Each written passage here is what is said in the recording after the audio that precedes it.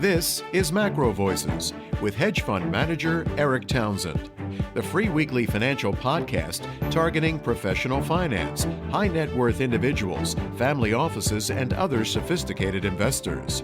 MacroVoices is all about the brightest minds in the world of finance and macroeconomics telling it like it is, bullish or bearish, no holds barred. Now, here are your hosts, Erik Townsend and Patrick Ceresna. MacroVoices, episode 268, was recorded on April 22nd, 2021. I'm Erik Townsend. This episode is brought to you by Abaxx Technologies, pioneering the design of smarter markets that better meet the needs of both market participants and society as a whole. And by Abra Silver Resource Corporation, a premier emerging silver and gold exploration company, ticker ABRA on TSX Venture and ABBRF in the United States.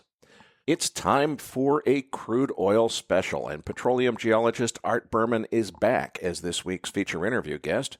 Art nailed the call for $65 crude oil this year when we had him on in early January. But now Art says the big move higher in price is probably mostly over, and he doesn't really see any reason to expect crude oil prices to rally much higher than $70 this year. And that's despite the fact that Art still predicts a significant decline in U.S. production later this year. We'll discuss all of that and much more in this week's feature interview. Then be sure to stay tuned for our Postgame segment when Patrick's chart deck will keep the energy theme going with an examination of energy equities.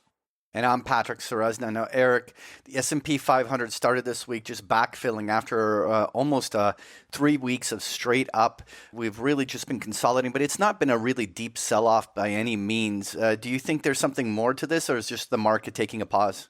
Nah, never even got below the short-term moving averages. Touched the 13 yesterday, and now we're bouncing back off of it. So I don't really have any change in my view, which is, on one hand, I do think that the market is very overvalued here, but I think we have an Austrian crack-up boom in process, and I think that markets are likely to continue melting up higher. The downside risk is significant, though. If I were going to play this market at all, I would play it with options, probably on a straddle strategy. All right, well, let's move on to that U.S. dollar index, because the last 2 weeks, the Dixie has been really just throwing back. We hit a low of near 91, a little bit off of its lows in the last few days. Do you think the U.S. dollar could resume an up move, or is it over for the dollar? I think anything's possible here. 92 was the logical resistance level because that had been support on the way down, and we kind of powered right through it. I think that was probably a short squeeze that took us through it. Now we've been below it for long enough to, I think, declare that breakout as a fake breakout. Does that mean it's going, much lower from here? I really have no idea, Patrick. My focus really has been on the real purchasing power of all fiat currency going down, not up. All right, well, let's move on to crude oil, because crude oil has had a couple of days pulling back off that 64 high. Do you think there's more to this correction? I said last week that it just felt too easy, and that's the nagging feeling that I've had, Patrick. I just can't shake it. It feels to me like this wasn't painful enough for us oil bulls. So on one hand, if you look at what the tape action's doing, even with the big sell-off today, we're still inside the boundaries of a new upward sloping channel, which apparently, the breakout is still in process. We're at the bottom of that channel now, and if we were to see a closing print below the 55-day moving average, which is right now at 60.84, that would say that new channel did not hold, that this upside breakout has failed and that we're headed lower. And although I do not see anything in terms of chart indications that tells me that that's happening yet, I still can't shake this nagging feeling that we got off easy in terms of this correction. Just wasn't painful enough for the bulls. I wouldn't be surprised if there's still another leg to a newer low ahead of us. So, Erik, how did the oil inventories come in this week? Patrick, crude oil drew down 594,000 barrels, so it was a drawdown, but a small drawdown. Cushing, Oklahoma, drawing down 1.3 million barrels. Gasoline building, but only 86,000 barrels. And distillates drawing down 1.1 million barrels. Meanwhile, U.S. production holding steady at 11 million barrels. I'm going to save any color perspective on the market for Art Berman, since that's our feature interview today. We'll come back in the postgame, though, because there are a few areas where I disagree slightly with Art.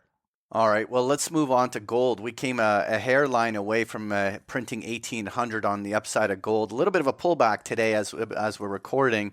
Do you think that this is a meaningful turn in gold here for the last couple of weeks? I do think it's a meaningful turn, and frankly, I think that today's pullback is perfectly natural and nothing to be concerned about. The balance of evidence has now shifted to where the more likely scenario is that a new uptrend is in play. It's still a little bit early. As you've said a couple of times, it would be nice to get above that 100-day moving average at 1806, or even just above the round number resistance at 1800. But I think it's coming, Patrick. The big test was getting above both the channel resistance, the short-term moving averages, and we broke very decisively above them. So if there's going to be a change of heart here, I think it will be an interest rate-driven change of heart. In other words, if the U.S. 10-year yield backs up to 2% or something, I think it's going to clobber the gold market really hard. Short of that happening, it looks to me like the bottom's probably in. All right, well, let's touch on that bond market. The 10-year Treasury yield spent the first quarter of the year just roaring higher. We obviously got almost up to a 1.80 on the yield. And really, since then, most of April has just been backfilling. I mean, we're right now at about a 1.56 yield. Do you think this consolidation continues, or is there more upside for yields? Patrick, I really don't know where this is headed, and frankly, I'm not sure that anybody does. The figuring out where the direction of Treasury yields is headed is a very complex problem in this very complex market with so many policy decisions pending and change of presidential administration, so many things going on. What I will say is this is the important thing to watch. You got to keep your eye glued to the 10-year yield. If we do see it continue to break higher, particularly if we break through 2% and keep moving higher in yield, it really could cause a lot of damage in a lot of other markets. So it's going to be really important to watch. But as far as a directional call, I don't have one here. Well, this week's feature interview guest is petroleum geologist Art Berman. Now, Erik, why did we get Art back on the show this week? We've had lots of requests to get Art back, and it's barely been a little more than 3 months since we had him on the show as our first show of 2021, actually. He was our first feature interview guest, and he nailed the call at the time. He was calling for $65 crude oil before the year was over. Everybody thought that sounded crazy too high, and of course, we've already been there.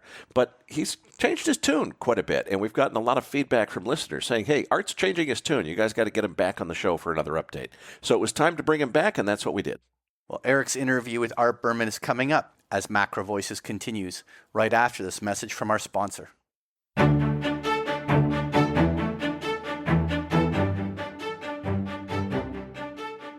This episode of MacroVoices was made possible by Abex Technologies.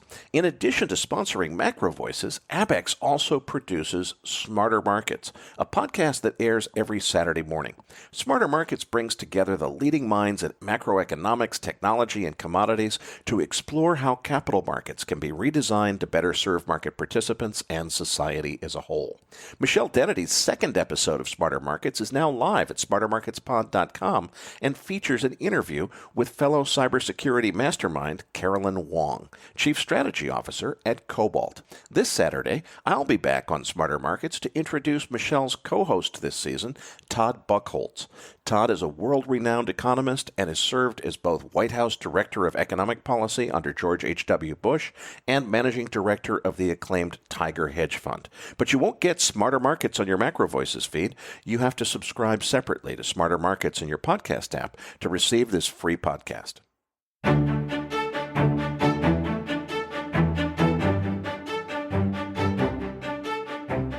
And now, with this week's special guest, here's hedge fund manager Erik Townsend. Joining me now is petroleum geologist Art Berman, who, as always, has prepared one of his terrific slide decks to accompany today's interview. Registered users will find the download link in your Research Roundup email. If you don't have a Research Roundup email, that means you're not registered yet at MacroVoices.com. Just go to the homepage, MacroVoices.com, look for the red button that says Looking for the Downloads just above Art's picture.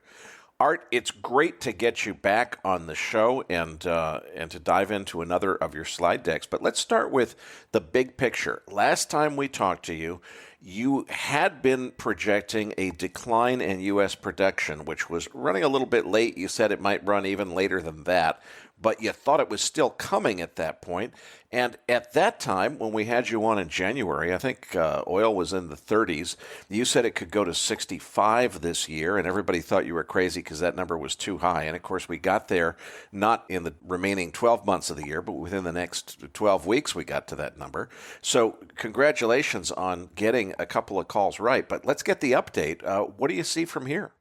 Right. Well, a couple of things, Erik. First, I'm going to apologize for my voice. I had a little surgery. It doesn't sound as bad as it sounds, at least for me, but listeners will have to forgive me. Yeah, so, diving into, the end of my slide deck, if you like to, on slide 7, I haven't changed this chart since our January discussion. The only thing I've added, which is to say I haven't changed my outlook. Now, I understand that, people are sure I'm wrong because production is still hanging in there at, upper 10 to lower 11 million barrels per day. And I may be wrong. And, anybody could be wrong. But the way I look at this is, you got to drill wells to get a certain level of production.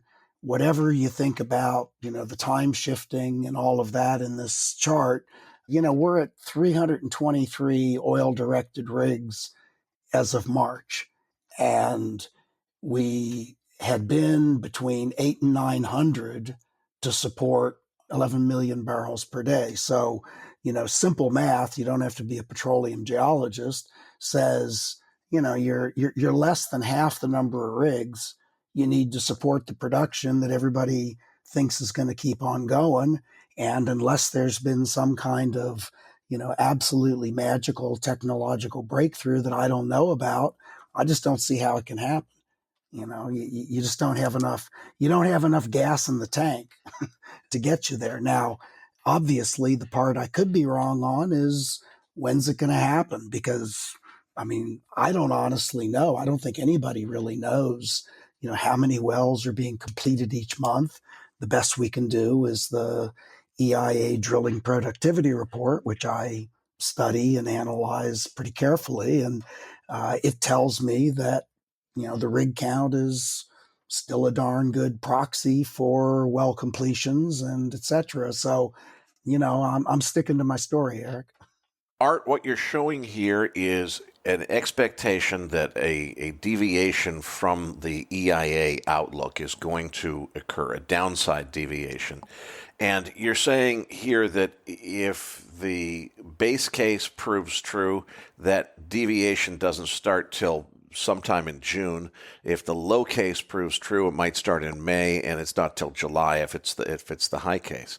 I guess what I'm struggling with, Art, is, we first talked about this. Originally, you were expecting this decline to occur, I think, almost a full year ago. So is there room for this to keep slipping, or what is the factor that's allowed it to keep slipping beyond your initial expectations? Yeah, well, it hasn't kept slipping, Erik. When we originally talked, all I was doing was using tight oil rig count to project the whole thing out. And I was following a fairly religious rig count correlation with production. And by the time we spoke in January, I'd expanded the study to include all wells in the U.S., conventional, unconventional, offshore, the whole thing. And that's where this particular chart came from, which, as I said, hasn't changed. So nothing's slipping since January. And as I said in the beginning here, my timing can be wrong, but there's just no way that you can have less than half the wells that we're producing the level that you think we're going to be at and continue to produce that level unless something, very magical is happening that I don't, and, nobody's told me about. I'm just trying to assimilate here what you're actually projecting, because on one hand, it seems like you're very much still committed to the idea that U.S. production should decline fairly steeply later on this year. And I guess what I'm having a hard time reconciling is I would have expected that prediction to come accompanied with a higher price forecast. And I know you're not projecting a higher price. You're saying maybe it's a little bit overdone where it already is. So why would we not expect prices to continue to increase if there is this market surprise or a deviation from consensus expectations that we end up with lower U.S. production than everybody's expecting us to have? Well, that's a great question, and let me just emphasize that in the three cases, I'm talking about. Let's take the base case, which is 9 million a day, and the high case, which is almost 10 million a day. So you keep saying that production is going to fall off a cliff. Well, it's 10.7 or so right now, and so yeah, it's going to drop 1 million barrels a day, maybe 1.5 million. That's a lot. I'm not trying to minimize it, but it's not like we're I'm saying that it's going to go to zero. It's a more substantial drop than than EIA and most other forecasters are talking about. So your second question is, why am I not more bullish on price? Well, when you introduced me, you said I was my 65 forecast was more bullish than anybody, or no, I know you agreed, and you were actually more bullish than I was, but than the mainstream view. And so the rest of my slides support that position. And so the Cliff Notes summary is that because U.S. production isn't the world, and because OPEC's got 8.5 million barrels a day sitting in its back pocket, and everybody knows that. And I suppose we can debate how long that 8.5 million barrels of spare capacity may or may not last, et cetera, et cetera. But bottom line is, the market's cheap. And, why would the market pay $80 or $90 a barrel when it knows that the supply is there? And so if we go back and we look at previous periods where price got to 80 or 90 barrels, which, by the way, has not happened since 2014. So we got 6 years under our belt where, the highest monthly average price is not anywhere near $80 a barrel, which is Goldman's forecast for third quarter. And so again, I can turn it around and say, well, tell me what's different. And the only thing that's different is that OPEC's withholding a ton of supply from the market, and the market knows it. So what's the panic about? Art, let's take a look at your spare capacity chart, which is on slide 4 of the chart deck. And as you're showing here, OPEC's spare capacity is 11 times, as you put it, greater than the last time Brent was $80. I want to ask you to explain this chart. I have a few of my own thoughts, but I want to start with your explanation. Give us the background on what this chart is telling us. Sure, Eric. So this chart shows EIA's estimate of the production that OPEC could bring to the market within, like 2 or 3 months if they wanted to. I think that's how EIA defines it. I've taken this chart all the way back to 1993, which is the beginning of information about spare capacity that's publicly available. And the picture doesn't change a whole lot. And so, as you know, and I think most of our listeners know, until the so-called shale revolution, when OPEC spare capacity got below about 4 million barrels a day, markets kind of freaked out and price went way up. And if you look at this chart and you see on the left-hand side, price goes, this is Brent, from about $60 in the beginning of 2010 to $123 in the middle of 2011. That corresponds quite nicely with OPEC spare capacity dropping from over 4 million barrels a day to 2 million barrels a day. That was standard procedure back before there was shale. So what we see then, looking farther toward the present, about 80% to the right, you see just below where the title OPEC spare capacity sits, that was the last time that Brent got to more than $80, $81 a barrel in November 2018. Look down at spare capacity. That's the lowest spare capacity on record, less than 1 million barrels a day, 800,000 barrels a day. Again, that's a guesstimate, and I don't really care about the absolute number, but it shows, kind of relatively what's going on. Fast forward to the present, and we're sitting at the highest spare capacity in history of, 8.5 to, right now in March, to 9.2 in the middle of last year. And so, there's just absolutely nothing about the historical correlation between OPEC spare capacity and price that says that price maybe should even be as high as it is right now. As you know, I think price is about right at $65 right now. But the point is that, we're way, way higher, 11 times, as you said, than we were the last time Brent was at 80. So, knowing that OPEC's got all this extra production sitting around, why should a market pay 80? Here's my reaction to this chart, Art. As I look at this, it seems to me like you're trying to draw almost a mathematical relationship between spare capacity and price. And I guess I don't see it that way from the standpoint that spare capacity has everything to do with OPEC's ability to increase production if they wanted to. And so if you're constrained, as a lot of people, and of course this is speculation and different people have different opinions, but as we go through that period after 2016, 17, going into 2018, a lot of people thought that OPEC was intentionally trying to keep the price down to avoid getting the market price up to a level that would sustain a restart, if you will, of the U.S. shale revolution.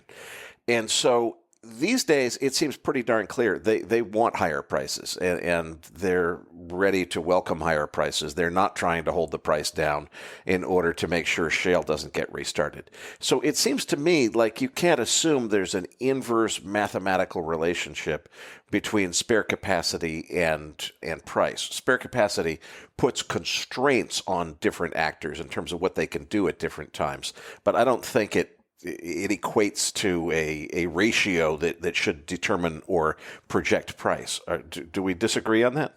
Well, we don't disagree at all. And I never intended to say or imply that there's a mathematical relationship here.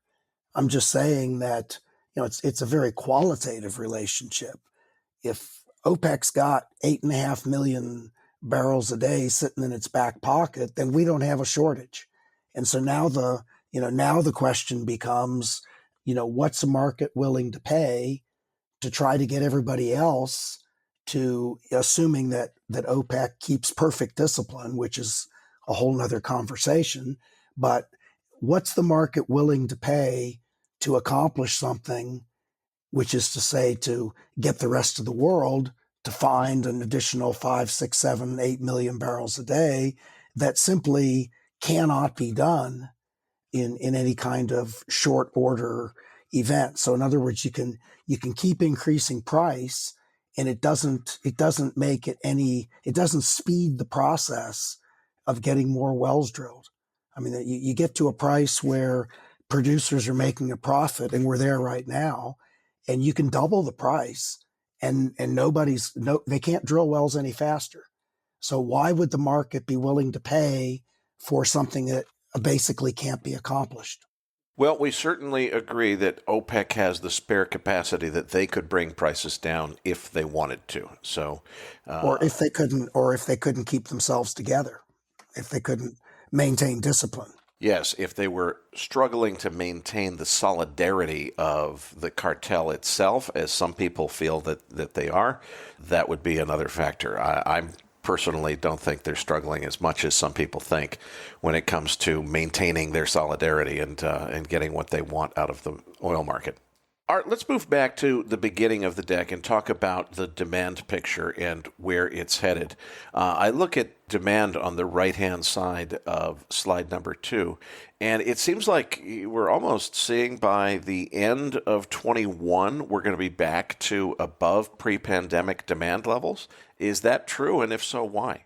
Well, it's a forecast. It just was published last week. This is OPEC's updated version, and they've now cranked up the demand number by a couple of million barrels a day. So it's speculative, but it does reflect OPEC's view of how economies are recovering, and maybe it's optimistic, maybe it's not. I'm not going to try to vouch for the validity of that number, but I guess the point that I make in this chart is, Citigroup, Ed Morse just the other day said we're gonna be at record oil demand levels by the third quarter. Well, Ed needs to look at this chart and tell me how that works, because even if you believe 99.45, we're not at the levels we were before the pandemic.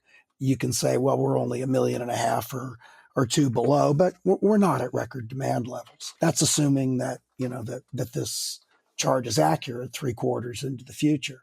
So I guess my view is, look, demand is improving. I'm all in favor of that. I'm not trying to be a perma bear or anything here. I'm just saying, no, demand is not going to hit records. I have a very difficult time imagining, for instance, that air travel will be anywhere near recovered by the third quarter of this year. Air travel accounts for 8 million barrels a day of consumption. I mean, that's a huge number. And so I just don't understand where these sort of glib notions or statements that demand is going to be at an all-time high. I mean, is this the pent-up demand meme? Because, if it is, you got to tell me, how we make up, and assume everything else goes back to normal. What do you do with 8 million barrels a day of jet fuel that simply isn't there? So I look at this and say, well, things are getting better. Supply demand balance, if you believe this. And by the way, I mean, I as you know, Erik, I don't really care what the number of demand and supply is. I care, like the market cares, in the balance. And so the balance says 1.4 million barrels a day. Okay, that's a nice deficit. It's not a huge deficit. It's certainly not the hugest deficit we've had on this chart, which only goes back to 2018. And on this particular chart, oil was only $80 a barrel for 1 month. So again, how exactly does a similar supply demand deficit of 1.4 somehow magically get you into the stratosphere of prices? That's really, I'm not saying it couldn't happen. I'm just saying, let's get some perspective on this. And that's what this chart provides. If we look at the next slide, which is slide number 3, this is, kind of the same comparative inventory slide that some version of which I show every time we talk. And, for those who aren't familiar with this, you can explain to people how to find out, but on the MacroVoices.com website, there, you can search for it and lots of explanations. But the bottom line here is, when I look at this chart, Erik, I see 2020 was a huge anomaly, biggest anomaly in history. And our comparative inventory went way up, price went way down, and all those green dots migrated to the right and to the bottom, bottoming out where it says April, $17, just below COVID price discovery excursion, kind of steadily climbed back up to 40, which is where I said all along I thought prices would balance out, stayed more or less in the $40 to $50 range until basically November, December of 2020. And then we move up to the larger blue circle is February, and the large yellow circle is March. And so basically we've come back to where we were. We've come back to the same blue yield curve that we were on for, since basically 2015, 2016, 17, 18, 19.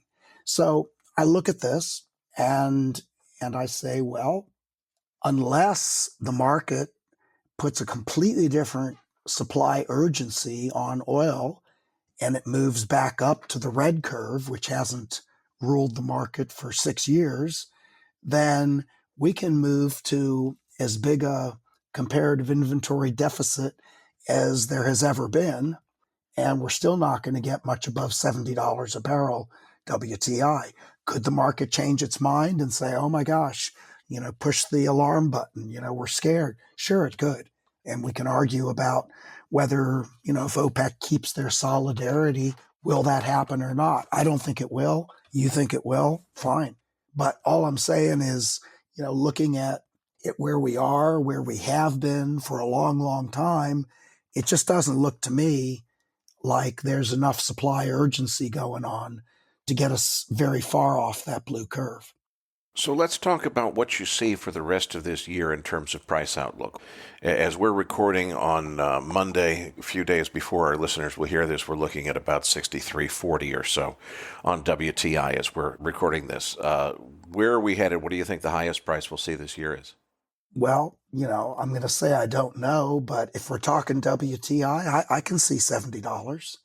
I'm not sure that we stay at $70 very long, but like I said, I don't see any reason based on where we are. Gosh, the kind of inventory draw we had last week, wouldn't take very many of those to get us right out near the end of this blue yield curve, which says $70. I do have a hard time right now imagining what would have to happen to get us higher. Well, I know exactly what would have to happen. I said it. The market would have to fundamentally restructure the price of oil and say, we're back to 2011, 12, 13, guys. There's a serious oil shortage in the world. That's what would have to happen. So you're not sold by Goldman Sachs' $80 outlook for this year? I can see where they're coming from, Erik. And as you know, I'm not a defender of Goldman Sachs, but I think they're smart, and I think they have a lot of credible people. I think Jeff Curry's a smart guy. If we go and look at slide number 6, this is a slightly different yield curve. This is OECD minus US, and this can be a little messy, so I'm not going to apologize for its messiness, but all I did here was so the color's a little different than the last one. The 2020 data here is in blue, and the blue yield curve corresponds to that. The blue yield curve in the previous one, which is the 2016 to 19, is now red.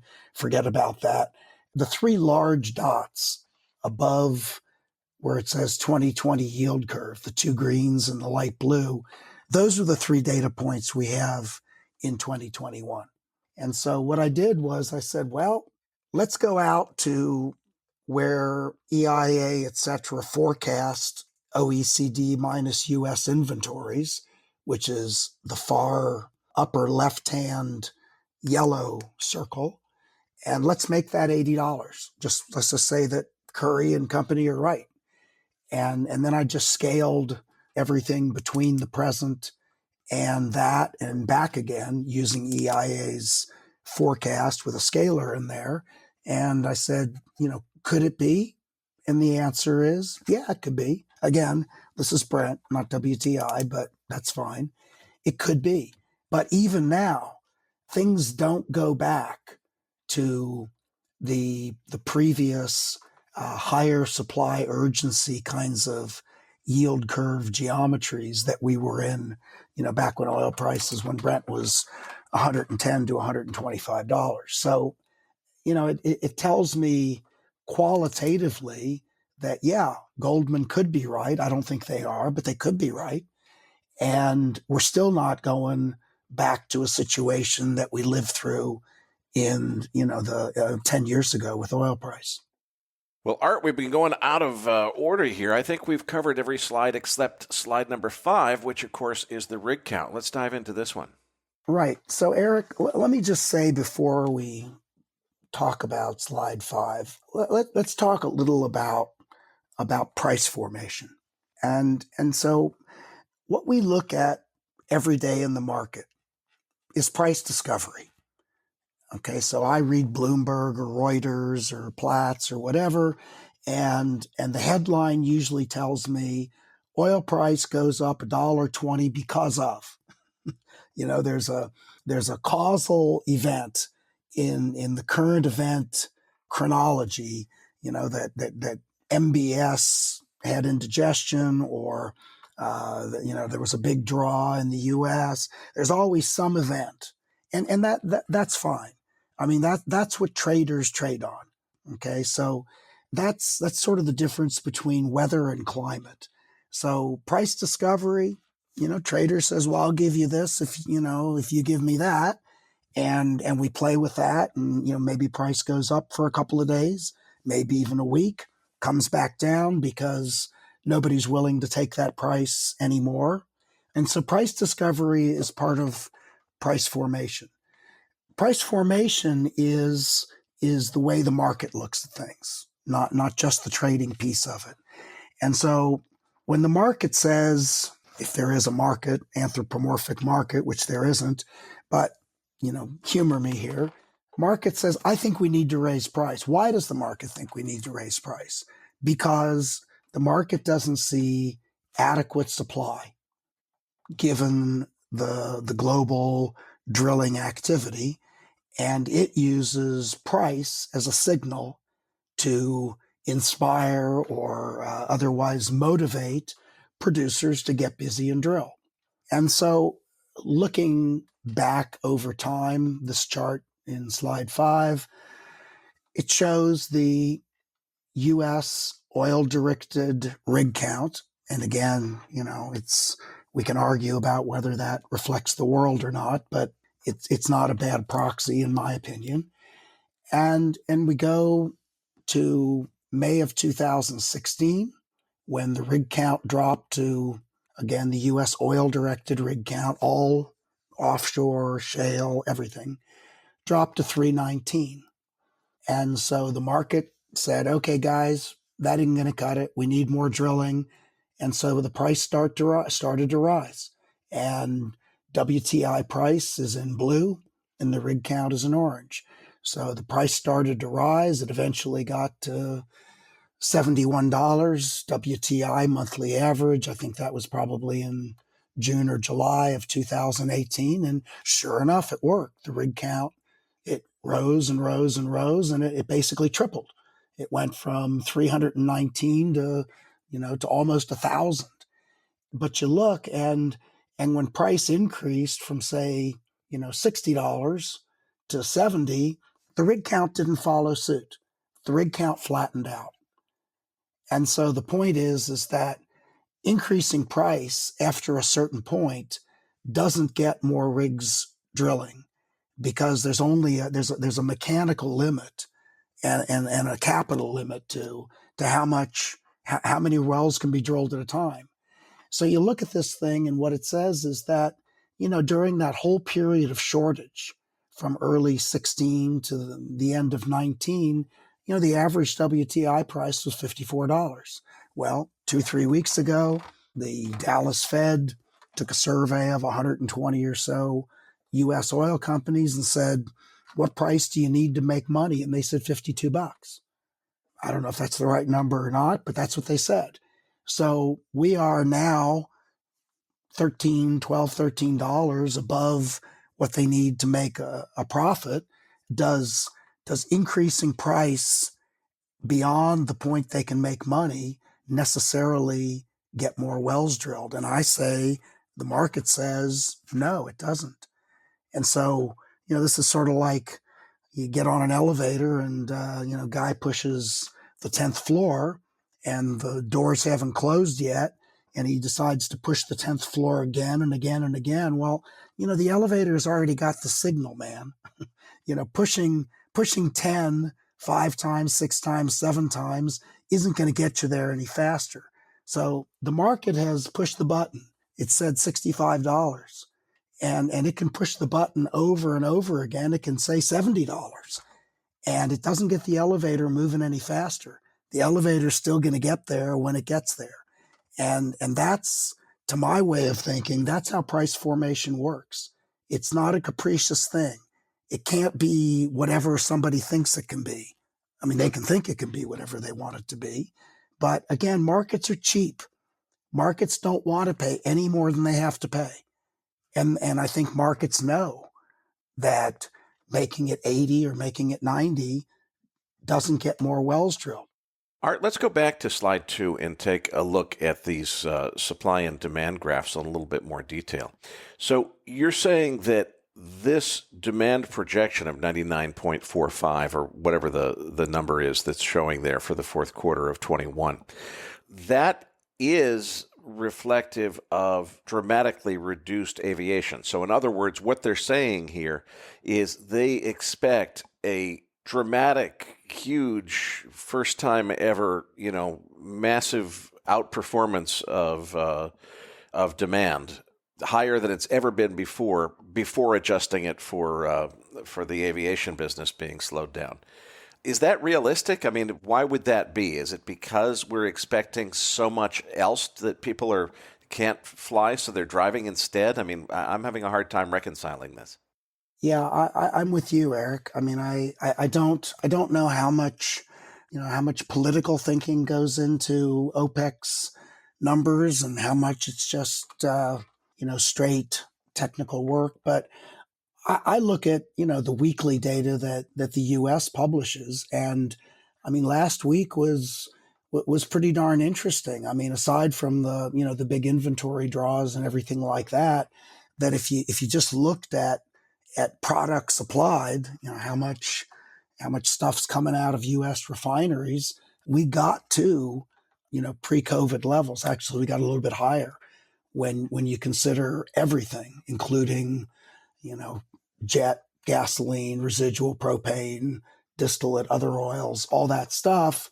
We actually got to like 105 or 6% of the difference between the 2020 minimum and the 5-year average. So, we're all recovered. Everything's back to normal. Well, not exactly. And when I say not exactly, it's because the proportions of each one of those refined products is not equal. And I mean, as gasoline is the biggie. I mean, gasoline's like 45% of U.S. consumption. Something like residual is 1%. So they're not all equal. But I guess the point is that as I look at this thing and just look at transport fuels, because those are really what drive the thing. Looking at gasoline and diesel together, that same measure of recovery from the minimum to the 5-year average, it's 89%. Okay, that's good, but it's sure not 100%. When I look at transport fuels, including jet, so jet, gasoline, and diesel, we're at 84%. So if this were anything other than recovering from COVID, we would say this is a damn disaster. But we're so used to things being worse than bad that this looks pretty good. And so the question that that I would ask to OPEC is, how exactly is this going to work, guys? How do you get from 84% of transport fuels to something approaching 100% in, what's left of the year. And I don't know the answer to that, but it seems like a stretch to me. It seems like a big stretch.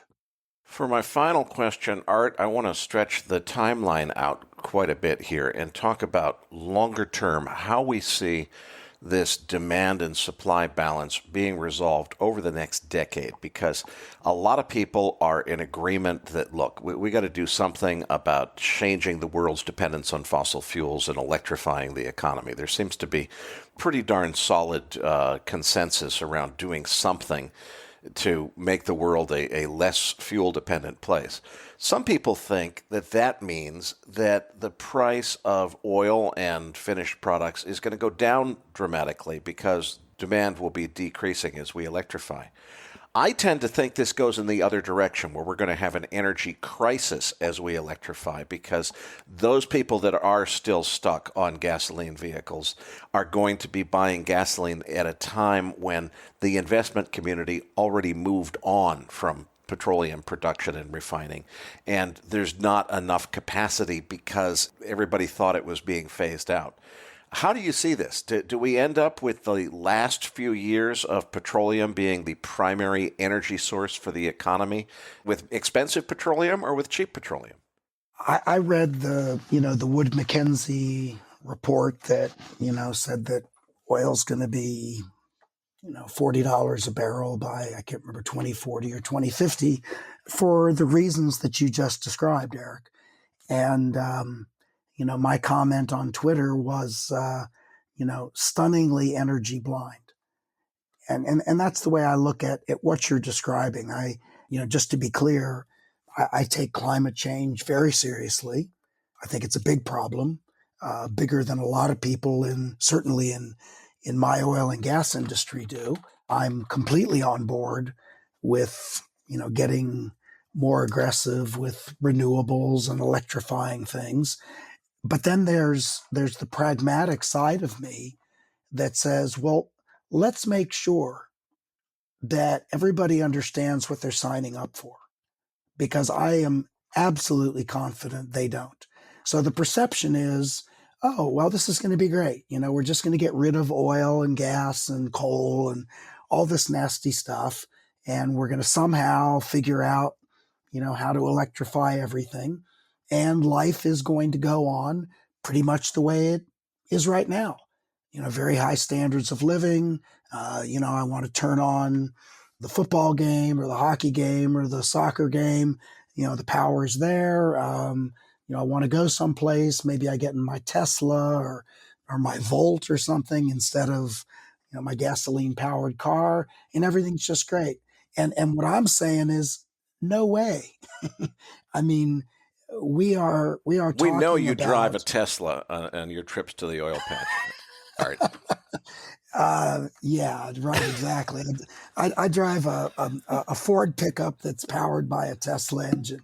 Yeah, it's just preposterous. But the point, Erik, is that what people have to understand is that an electric world has a much smaller multiplier effect of productivity. And so if I'm running the world on electricity that is increasingly powered by sun and wind, then my productivity factor is, a tenth or 20% or maybe 30% of oil, gas, and coal. And that's great. But you can't get the same amount of work done. I've talked to you before and others about, there's 4.5 years of joules or calories in a barrel of oil. And there's just, by any arithmetic that you can imagine, there just isn't anything else as dense as oil that we know of right now in the world.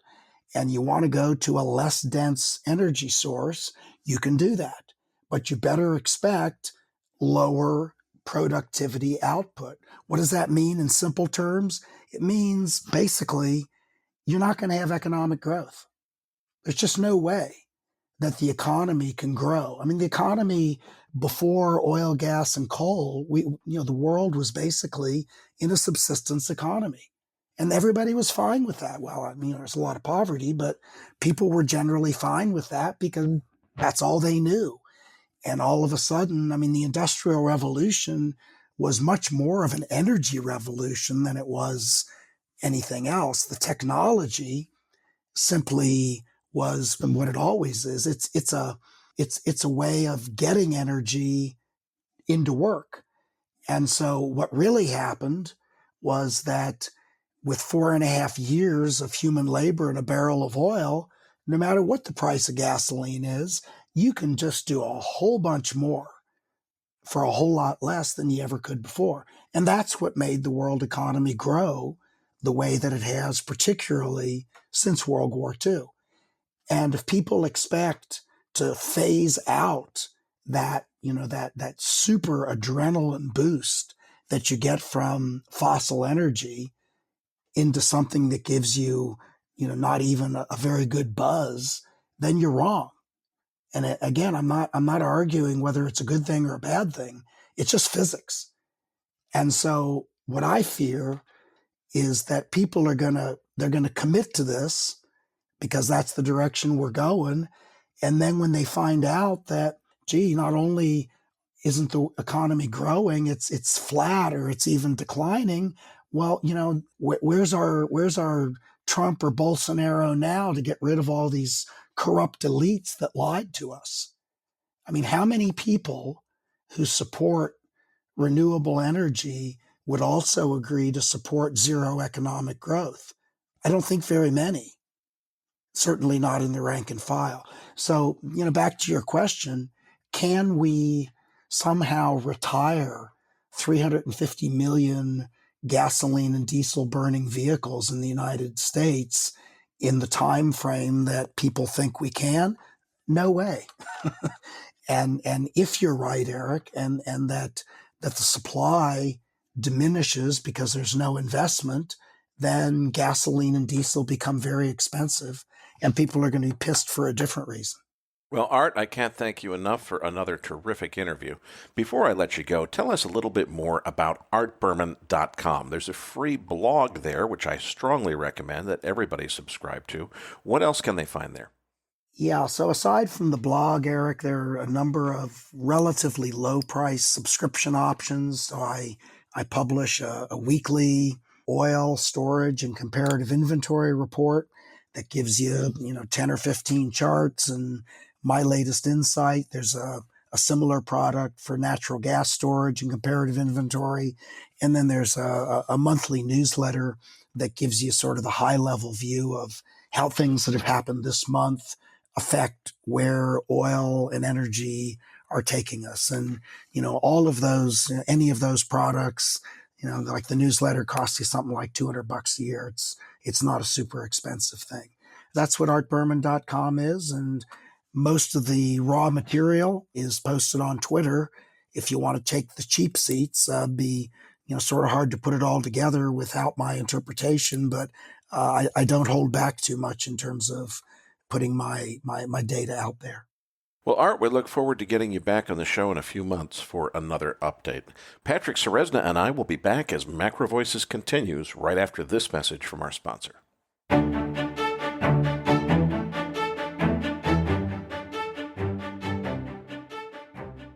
Looking for exposure to rising silver and gold prices? Abra Silver Resource Corporation, ticker ABRA on TSX Venture Exchange, and ABBRF in the United States, is rapidly emerging as one of the premier silver and gold-focused exploration companies. Abra Silver has an advanced stage project with a large resource base of over 140 million ounces on a silver equivalent basis and has recently announced several very high-grade silver and gold drill results, with more results pending. Abra Silver is very well funded, with a strong shareholder base and excellent exploration upside potential.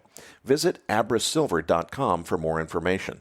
That's ABRA Silver.com for more information on this silver and gold exploration stock.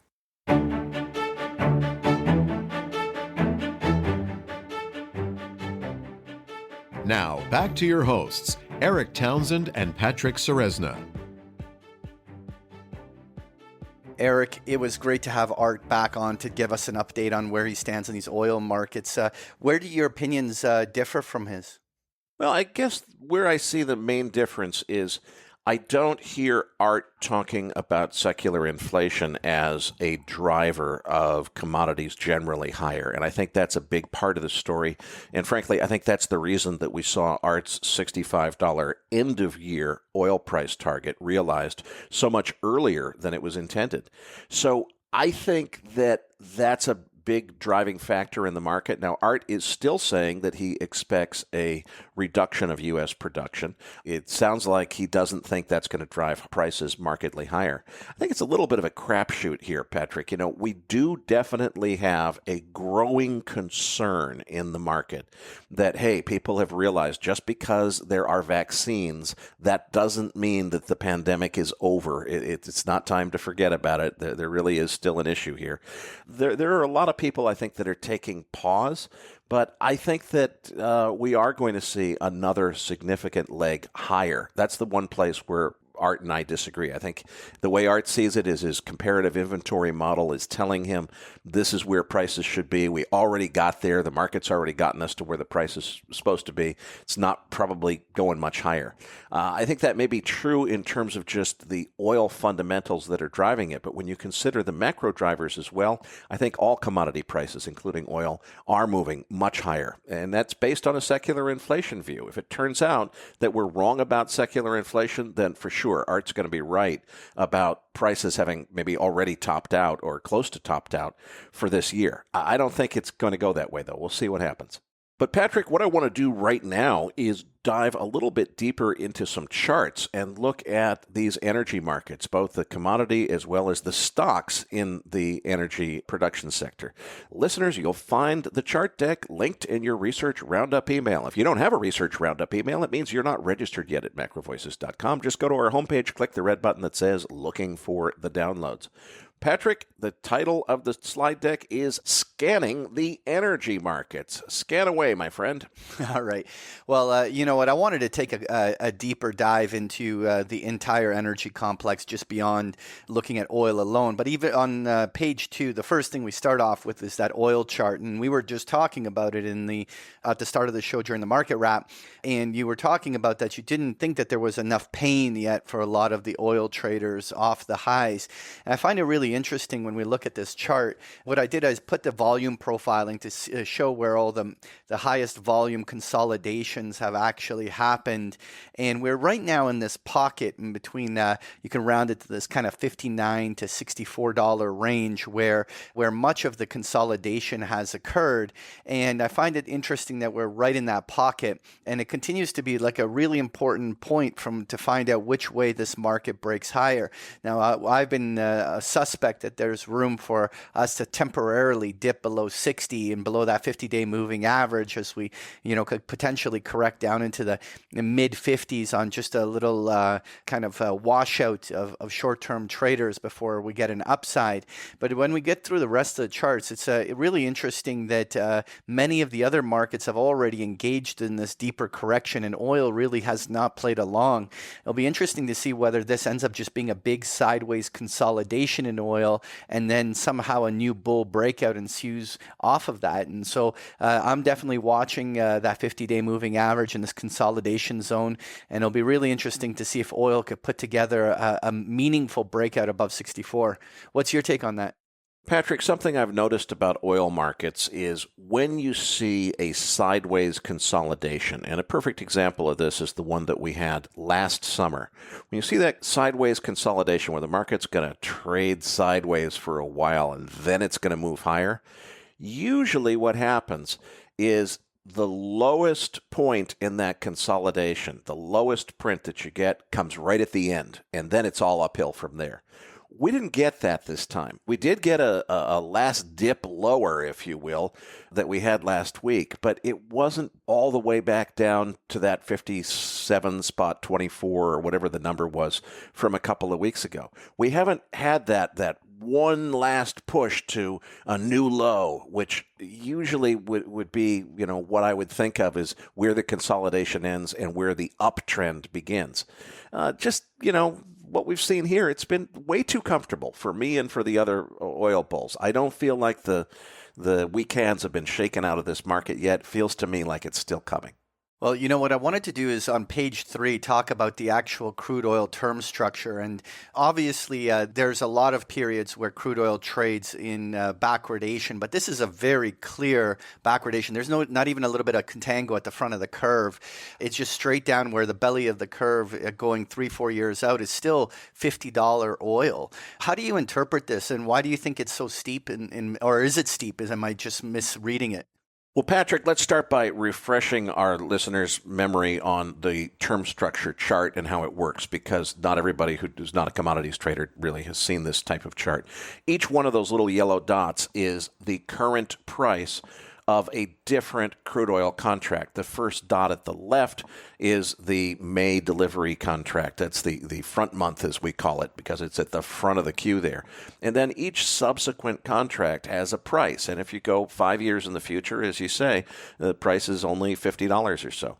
The difference between any 2 months, the 1 month spread, there's a lot of history that I've done a lot of work in analyzing. And, you can easily get to $1, $1.50 per month of backwardation right at the peak backwardation level, which is usually between 6 and 12 months into the future. That's if you start looking at $1.50 of backwardation, that's where you say, okay, this has gone about as far as it could possibly go. We're at like 50, we were at 50 to 60 cents per month of backwardation at the peak. And right now we're back to 25 to 40 cents, depending on which month you're looking at. The maximum amount of backwardation between any 2 months right now, as I look at another live chart on my screen here, is 44 cents. So, we're getting there, but this is not super extreme backwardation by any stretch. And again, what drives backwardation is expectations of tightening supply. And I think that we are going to get more expectations of tightening supply after we burn through the excesses that have existed and we start to run into not as much supply because of not as much investment in new production. All of that eventually unwinds and you get really steep backwardation before this is over. I don't think we've seen the max backwardation by any stretch of the imagination yet. So, Erik, I just wanted to, on page 4, just touch on Brent oil, because we talk a lot about WTI, and we haven't really shown a chart on Brent oil for a while. But really, what I find interesting is that if you go back for the last couple of years, Brent oil and WTI have actually diverged numerous times due to whatever fundamentals. But really, one thing I've noticed is since the November lows till about now, really the two have been trading in lockstep. There haven't been any major divergences between the two. And it'll be really interesting to see whether that continues or whether the fundamentals between the two start to actually have each kind of start marching to the beat of its own drum. But right now, anyway, Brent has just been more or less trading in line. But this is where I wanted to go to chart 5 and look at gasoline futures. And like a month back, I was showing a chart where gasoline has actually been materially outperforming WTI on the upside. We just had a huge surge in gasoline futures. But what's interesting here is that gasoline really has calmed down. We haven't seen any deep pullback here yet. I was suspect that we could see gasoline futures dipping even as low as like 175. But really, at this stage, it has had a very similar consolidation to that of oil itself, which is it's holding above its 50-day moving averages. It's more or less trading sideways in this pocket, and this kind of $2 area for gasoline futures seems to be really where we're pivoting off. It will be really interesting to see whether or not gasoline can break out from here. Yeah, and something I'm just watching, I'm looking at another chart as we speak. We've already moved below most of the short-term moving averages. The big hurdle that's left is the 55-day moving average, which is about where you've got the 50-day drawn on this chart. We're above it right now, but only by a little bit. If we got a daily close below that, it would open the door to a much bigger move lower. So that's going to be what I'm watching for as the first sign that maybe we are about to see a move to a new lower low in terms of crude oil prices. Right. And so on page 6, just to continue with that, I have the RBOB gasoline crack spreads, which is sort of the profit margin and one would consider for a lot of these refiners of turning oil into gasoline. And this is just went roaring higher because of that rise in gasoline prices. And it's really interesting that this is just not let up. Right now, these crack spreads continue to stay up along the top end of these ranges. And it'll be really interesting to see whether this stays there and whether that means we'll in a few minutes we'll just be looking here actually at the chart on the refiners, and they've been pulling back, but this chart hasn't. It'll be interesting to see whether that proves as a buy on dip opportunity on many of these refining stocks. Let's take a look at natural gas on page 7. Right. And so natural gas, has, at least on the surface, appears to have been far more trade range bound than crude oil over the last 6 months. But what is interesting is that the recent pullback in nat gas, this is a continuous futures contract, so it had as much to do with the rolling along the term structure of nat gas as it did with actual real spot prices of gas. What's interesting is when we look on page 8, one can see the term structure of nat gas, which has far more waves. So the seasonality of natural gas going a decade out is being reflected in these ups and downs. But what is clear is that we sort of rolled down the term structure from a seasonality perspective, and we're now looking at a scenario where this continuous contract is going to be rolling up the term structure. Right now, pricing in a December contract as high as $3.20. And so it looks like, at least from this chart perspective, that we probably have seen the lower boundaries of natural gas, and we should see it progressing back towards those November and February highs as we get into the third and fourth quarters of the year. Let's move on to the actual energy stocks using the XLE ETF as a proxy for them. Right. I want to go through a whole series of these different ETFs that represent the different oil sectors. And this particular one, the XLE, is sort of the best one that encompasses the majors, the fully integrated oil names that have those big juicy dividends. And really what we can see here is that they've been pulling back, and they have actually been making lower lows. And the pullback has been very pronounced in the energy stock sector ever since that March high.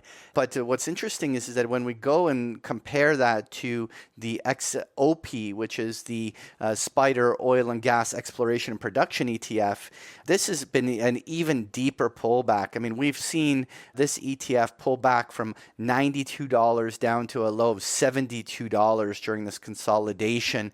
And so what's interesting is that while we've seen those charts on oil and gas actually holding up in the futures market, really these energy stocks have really gone through a deeper and more meaningful pullback that is now longer than a month in duration. It'll be really interesting to see that now that we get many of these pulling back this deep, whether this actually proves as a meaningful buy on dip opportunity on many of these energy names. Patrick, moving on to slide 11, we've got OSX, the Oil Services ETF. That, of course, includes companies like Halliburton and Schlumberger that provide services to drilling and exploration and refining companies. What are we looking at here? Right. And this is actually where the correction has even been the deepest. Just a very pronounced pullback in oil service stocks. And we're slowly approaching a 200-day moving average, including where the December and January consolidations all developed. And so now that this pullback has occurred as deep as it has, watching those Schlumbergers and the Halliburtons is going to be really interesting. Well, the other one that's also interesting to look at is on page 12, where I have the actual oil refiners themselves. That's we're using the ETF CRAK, C-R-A-K, and this has actually held up pretty well. But this ETF doesn't actually reflect some of the deeper pullbacks that we've seen in like the Phillips 66 and the Holly Frontiers of the world. With the fact that CRAK spreads are holding up as much as they are, it's curious whether this is going to be a place where there's going to be relative strength or outperformance relative to the other oil areas or sectors shares in there. And finally, Erik, what I wanted to touch on page 13 is the Alerian MLP ETF. And what's interesting is the MLPs, like the midstream oil pipeline kind of storylines, which we've had Variant Perception guys come on to our podcast and talk about the space. They've actually held up very well. And this ETF is working along its 52-week highs, but and that's reflective of those stocks like Magellan, which are the big giants in these ETFs.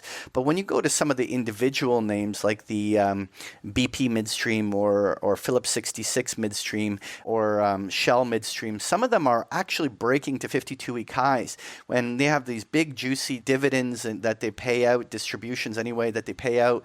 It's really interesting that this particular space has not really been impacted by the correction and continues to do very well. And listeners, you can get Patrick's graphs and charts not just once a week, but every single day with a free trial of Big Picture Trading. You'll find the information for signing up on page 14 or just go to bigpicturetrading.com. Folks, we're going to leave it there for this week's show. This episode is brought to you by Abaxx Technologies, pioneering the design of smarter markets that better meet the needs of both market participants and society as a whole. And by Abra Silver Resource Corporation, a premier emerging silver and gold exploration company. Ticker ABRA on TSX Venture and ABBRF in the United States. Patrick, what's in this week's Research Roundup?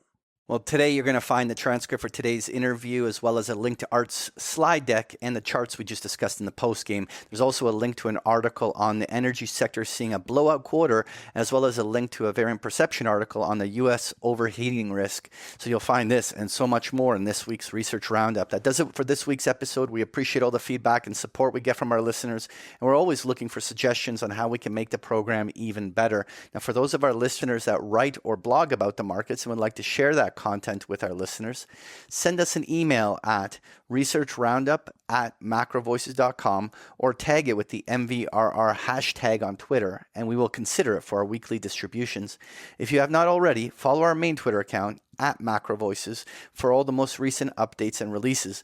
You can also follow Erik on Twitter at Erik S. Townsend, that's Erik spelled with a K, and myself at Patrick Ceresna. On behalf of Erik Townsend and myself, thank you for listening, and we'll see you all next week.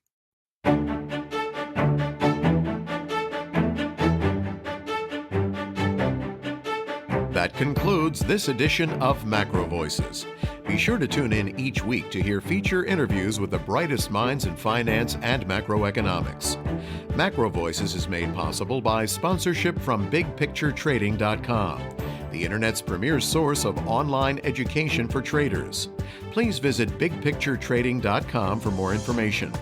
Please register your free account at MacroVoices.com. Once registered, you'll receive our free weekly Research Roundup email containing links to supporting documents from our featured guests and the very best free financial content our volunteer research team could find on the internet each week. You'll also gain access to our free listener discussion forums and research library. And the more registered users we have, the more we'll be able to recruit high-profile feature interview guests for future programs. So please register your free account today at macrovoices.com if you haven't already. You can subscribe to Macro Voices on iTunes to have Macro Voices automatically delivered to your mobile device each week free of charge. You can email questions for the program to mailbag@macrovoices.com, and we'll answer your questions on the air from time to time in our mailbag segment. Macro Voices is presented for informational and entertainment purposes only.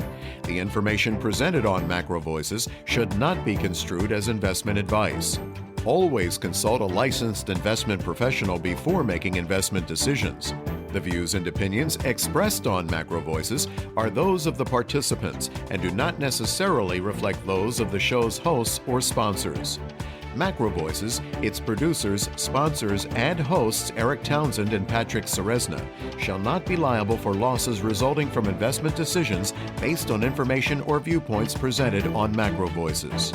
Macro Voices is made possible by sponsorship from BigPictureTrading.com and by funding from Fourth Turning Capital Management, LLC. For more information, visit MacroVoices.com.